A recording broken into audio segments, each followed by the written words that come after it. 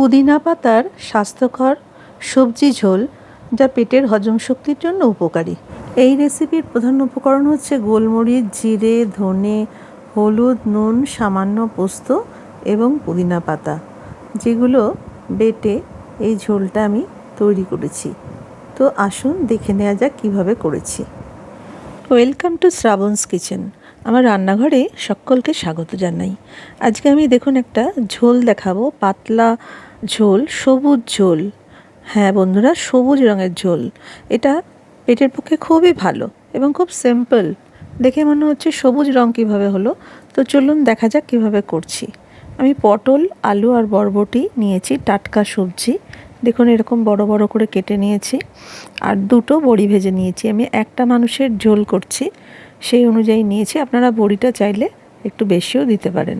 আর এখানে ভিজিয়ে রেখেছি অল্প কয়েকটা গোলমরিচের দানা, একটুখানি পোস্ত, খুব সামান্য, আর একটু জিরে, আর এখানে কিছু পুদিনা পাতা নিয়েছি।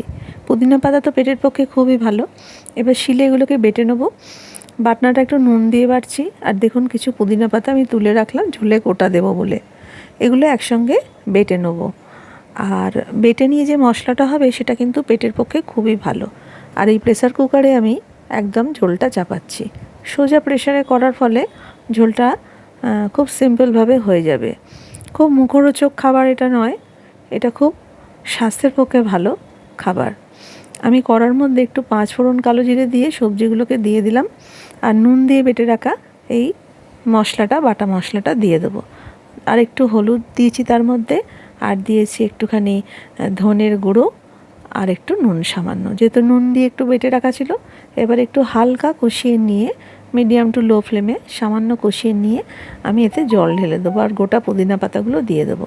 আর এই যে শিল ধুয়ে রাখা যে জলটা বাটনা করার পর, সেটাও আমি ধুয়ে রেখে দিয়েছিলাম, নিয়ে নিলাম।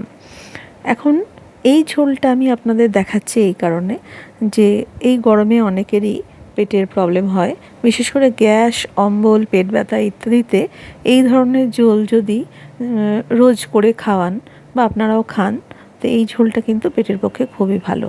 আর তেল তো যৎসামান্য দিয়েছি, দেখলেন আমি খুব সামান্য, জাস্ট ফোড়নটা দেবার মতন।